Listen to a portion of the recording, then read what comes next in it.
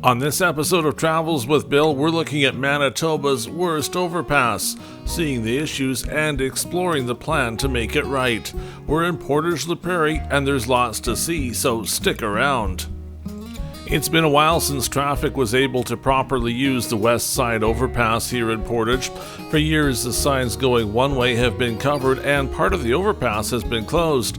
A string of accidents is the biggest problem. It was 2011 when a truck hauling an oversized load smashed into the bridge that forms part of this overpass.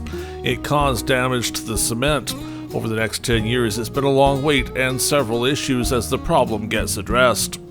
After the truck crash, a small portion of the bridge was removed, closing one of the three lanes, and traffic was still passing over it normally in both directions, at least for a while. That one lane remained closed until 2017, when it happened again. Another truck struck the overpass and caused yet more damage in the same spot. With more deck issues, another lane was closed on the bridge.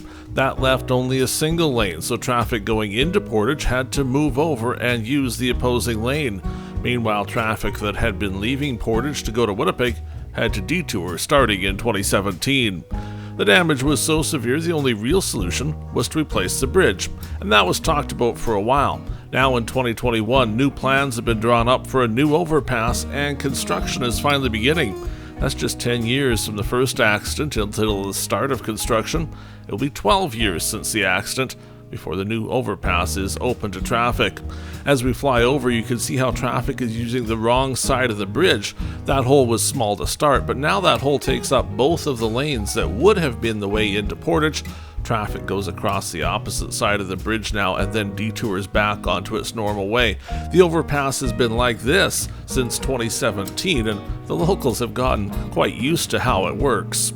As we swing around here, we'll see just how big that hole is. It's directly over the westbound lanes of the transcanada. Both trucks that struck the bridge were traveling westbound when they hit it. Now, at the time of the second accident, there was a lot of consternation, people upset. They said the province had done nothing to prevent the second accident because no warning signs had been put up about the bridge being a little lower than normal. And it's not necessarily too low, but it certainly is one of the lower overpasses, and it's out in the middle of nowhere. You could travel around a lot of the transcanada, and this is one of the only overpasses you find. In fact, it has a sister overpass. That's on the east side of Portage. It too has been struck by a vehicle, and it had to be replaced a few years ago because of structural integrity issues. This is the second overpass to be replaced at Portage in this century. The original overpass was built back in 1950, so it made about 60 years before the big problems began. It's part of the Transcanada Highway as it travels through Manitoba, and this wouldn't be Travels with Bill without some trivia. Right now, Portage is served by the Canadian National and Canadian Pacific Railways, but long ago there used to be a third rail line from Winnipeg to Portage, the Grand Trunk. What's that got to do with an overpass on a highway? Well, that rail line was abandoned, and the right-of-way was used, you guessed it, for the new highway that was being built.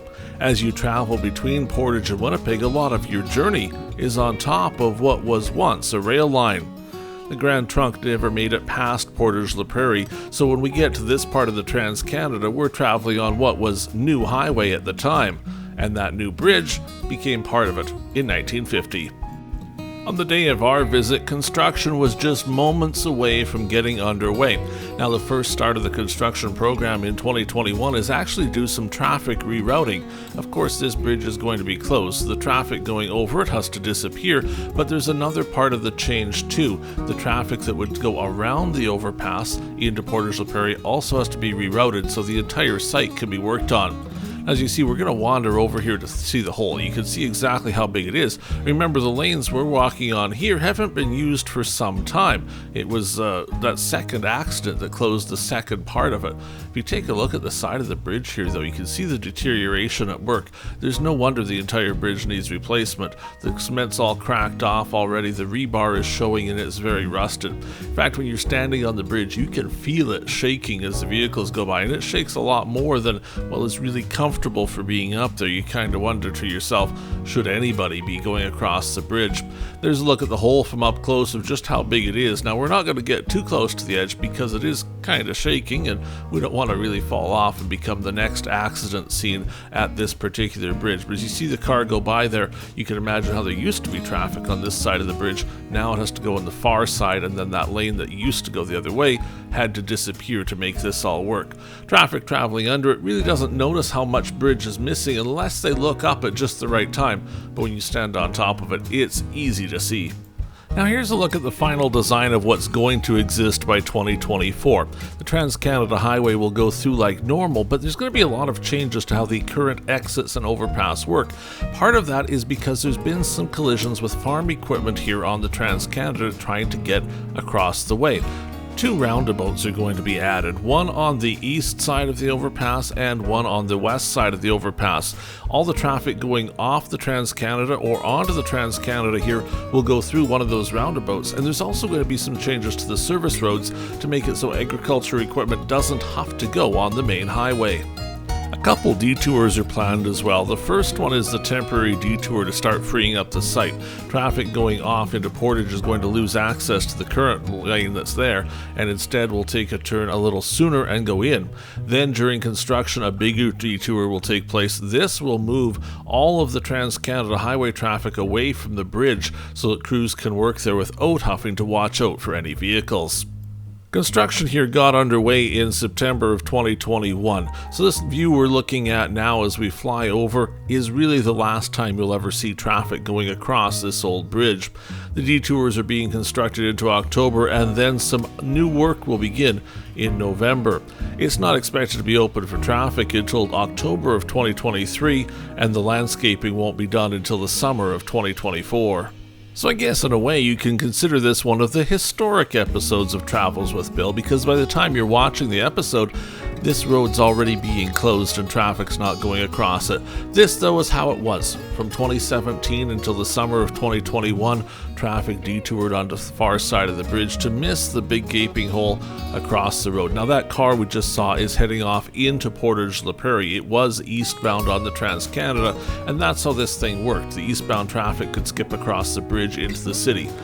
When it was brand new years ago, it could go both ways. There were 2 lanes of traffic leaving the Trans-Canada that could go on into Portage, and then that single lane coming back if you were in the city and headed westbound, but wanted to go to Winnipeg. Rather than driving through the whole city, you just go over the bridge and join the eastbound lanes of the Trans-Canada and head off into Winnipeg. Well, that does it for this episode of Travels with Bill. You've got to see a little bit of what arguably has been the worst overpass in Manitoba for 10 years. But soon it will be the newest overpass in Manitoba, and by the time you're traveling through here, you may find it's in much, much better shape than it's been for years. If you're new to Travels with Bill, hey, subscribe to the channel. We'd love for you to see every place we're going across Manitoba and Canada as we explore both history, neat places to see, and even things like the worst overpass. For now, we bid you farewell from Portage, Prairie. We'll see you again next time.